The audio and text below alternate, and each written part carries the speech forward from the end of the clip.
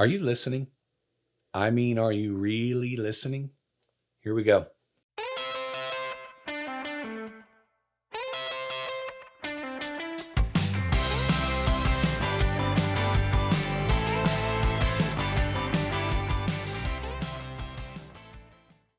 Hello, leaders. I'm Dr. Patrick Jinks, board certified leadership coach and president of the Leader's Perspective.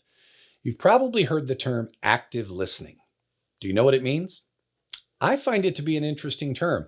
I'm not against the concept of active listening, quite the contrary. But I find it to be a redundant term. Do we need the term active? Listening is listening, period. We're either doing it or we're not. That is, if we are truly listening.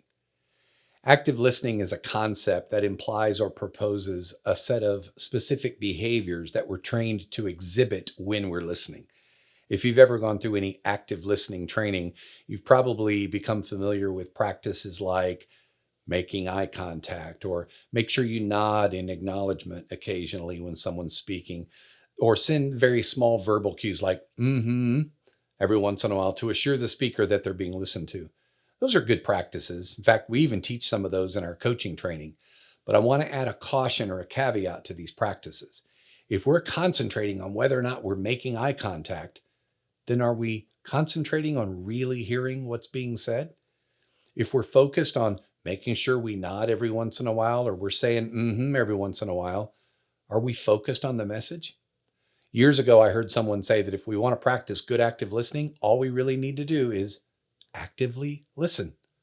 I might even suggest that a bigger challenge than listening actively is remembering to listen in the first place. Maybe a term that resonates more with me is intentional listening. This might come in the form of a leader seeking input, seeking perspective from others before sharing their own or making decisions.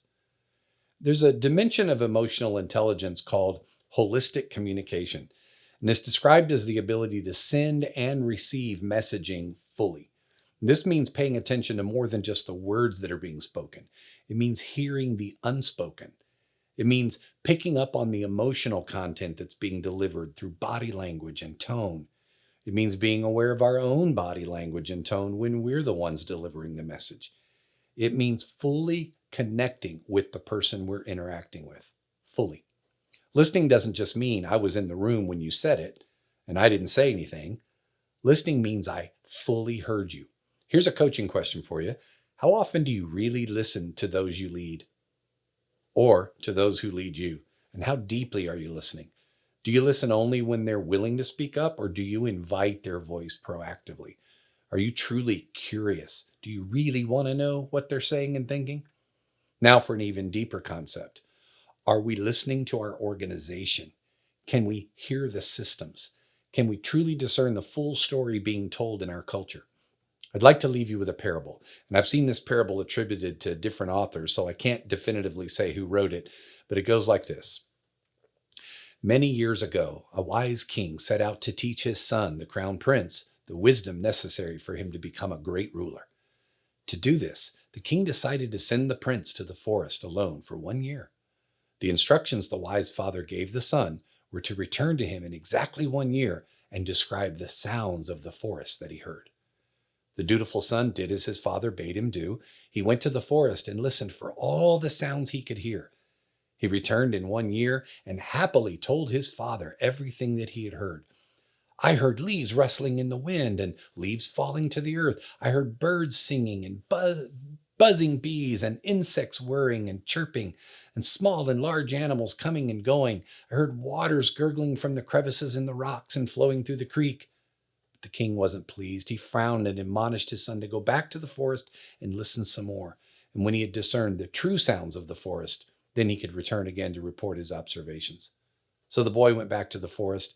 He sat alone beside huge trees and lay in the forest grasses, pondering his apparent lack of understanding. And after many days and nights, the prince began to sense an awareness about him. He knew that at last he could return to his father with honor. So the young boy ran home, bursting with excitement of his new learning. He came to his father and reported that he finally thought he had heard the real sounds. He heard the leaves of the trees whispering a gentle wake-up call to the life below them. He heard the sound of the woodland flowers opening and closing in excitement. the clamor of earth as it bared itself to the warming rays of the noonday sun, the heartbeats of 1,000 animals and birds, and the comforting watch of guardian night owls. His father was pleased. He said, "My son, to hear the unhearable is one's best discipline for being a great leader. The best rulers must truly hear the unspoken joys and pains of their people.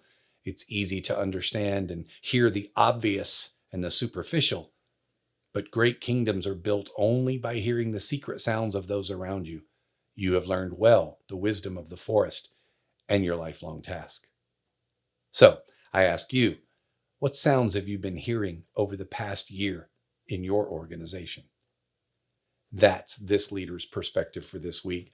I would love to explore ways that we can help you and your organization achieve greater clarity, simplicity, and alignment in your work.